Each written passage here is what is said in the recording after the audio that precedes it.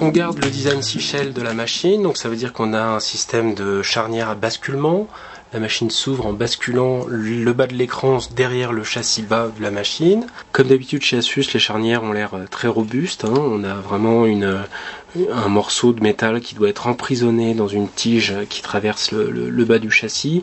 Donc on a une solution qui craque pas, qui bouge pas, qui est très ferme, sans être impossible à ouvrir. Elle est très ferme et elle semble très solide.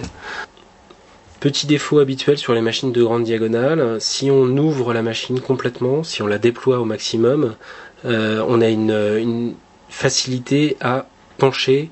Le poids de l'écran fait qu'on a une facilité à vraiment pencher la machine très facilement.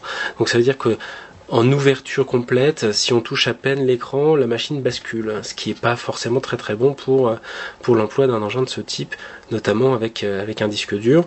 Donc il faudra soit limiter l'ouverture un petit peu, là c'est quasiment impossible, il faut vraiment pousser très fort pour pouvoir l'ouvrir, soit quand on l'ouvre complètement, éviter d'appuyer de toucher l'écran en règle générale. On a à l'ouverture deux constats, d'abord un clavier chiclette, différent du clavier des précédents Sichel, plus large avec des bords très fins, et donc un écran brillant, ça change pas, on a un écran très brillant et un design qui ressemble vraiment au Sichel 11 pouces et 10 pouces de la marque. Comme d'habitude, Asus choisit donc une coque brillante, ce qui fait qu'on a très rapidement une coque brillante et sale. Les traces de doigts restent vraiment l'ennemi public numéro 1 de ce type de coque. On comprend toujours pas pourquoi ce choix, surtout à cet endroit-là où forcément on va poser ses mains, alors qu'on a un très beau mat ici sur les touches qui lui évidemment se salit pas du tout. Donc c'est vraiment un contraste, alors ça fait très joli en contraste, mais par contre à l'usage, la chiffonnette va être obligatoire pour utiliser ce type de machine. Petit état des lieux, on va faire le tour du propriétaire. Donc on a un pavé tactile qui reprend ce système de petits picots qu'on avait eu sur les précédents Sichel. Donc on a une différence on sait sur quel endroit c'est sensible grâce à cette espèce de petit relief qu'on a sous le doigt. Un bouton unique mais double clic, ça fonctionne toujours assez bien. Un clavier donc chiclette, alors ici c'est un QWERTY, évidemment la version française sera en AZERTY, donc on peut supposer quelques petites différences ici sur certaines touches. On a maintenant les touches fléchées qui sont bien mieux séparées que sur le Sichel, avec plus une demi-touche pour les flèches hautes, flèches bas, mais bien des touches uniques et bien séparées, ce qui est assez agréable. L'ensemble des touches est très lisible, la frappe est bonne, c'est vraiment un bon clavier chiclette, ça ressemble vraiment au clavier qu'on avait vu sur d'autres modèles plus anciens, donc c'est assez bien pensé, et des bords très fins, ce qui fait qu'on a vraiment un très bon espace de travail. En fait pour la frappe, ce clavier c'est vraiment très agréable, très bonne réaction, une bonne sensibilité, un bon déclenchement des touches, on sait vraiment à quel moment on a frappé sur la touche ou pas, et surtout on a cette possibilité vraiment c'est difficile de frapper à moitié sur un bout de touche quand on vise pas bien sa touche. En fait on va déclencher la touche visée mais pas celle d'à côté. Donc ça c'est vraiment des points qui sont assez positifs.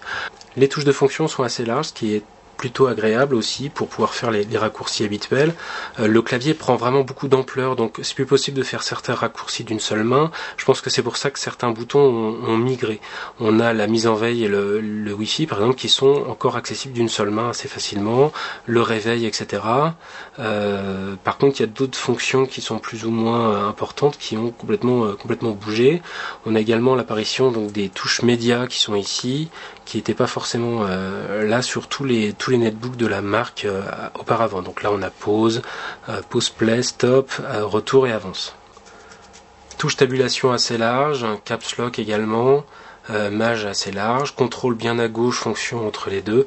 Donc c'est vraiment un clavier qui est bien conçu, agréable, avec une bonne frappe. On a une inclusion totale du clavier dans le châssis, donc il n'y a pas du tout d'effet de pompage au milieu du châssis, c'est vraiment bien construit, c'est assez agréable. Un premier bouton en haut à gauche qui sert à désactiver le pavé tactile, donc si on l'active, on peut plus se servir du pavé, ce qui évite des erreurs de frappe, notamment quand on utilise une souris à côté, qu'on utilise beaucoup le clavier, qu'on fasse des mouvements de ligne ou etc. avec le pavé tactile. Et le deuxième bouton, en haut à droite qui sert tout simplement à allumer et éteindre la machine ou à la mettre en veille. Au-dessus de l'écran, on a donc une webcam 1,3 mégapixels avec une petite LED sur le côté. Et chose bizarre, Asus n'a pas tenu à mettre un double micro oreille, donc on a juste un seul micro, un seul trou ici, un seul micro, il n'y en a pas d'autre sur la face avant. C'est un peu dommage, le système double micro d'Asus fonctionnait quand même très très bien. Alors là ça fonctionne, mais on n'a pas cette possibilité qu'avaient les anciennes versions du IPC de supprimer en grande partie le bruit extérieur grâce au système de double micro array d'Asus. En bas à droite, les petites LED habituelles, mais cette fois-ci on n'a plus d'indications sur le dessus, on a directement les indications sur le bord de la machine. C'est-à-dire qu'on n'a plus du tout l'indication quand on est au-dessus de l'écran de qu'est-ce qui est allumé ou pas. En fait, il faut vraiment se pencher un petit peu, ce qui correspond à un usage un petit peu logique. On est rarement collé complètement à la machine. Et surtout, on a le cœur de la machine qui a changé. Donc maintenant, on a un Atom 330, double cœur, 1,6 GHz et un chipset Ion qui devrait amener des performances largement supérieures au chipset GMA 950 et à l'Atom N270 qu'il y avait habituellement sur les netbooks en 2009. Donc on va regarder ça plus en détail.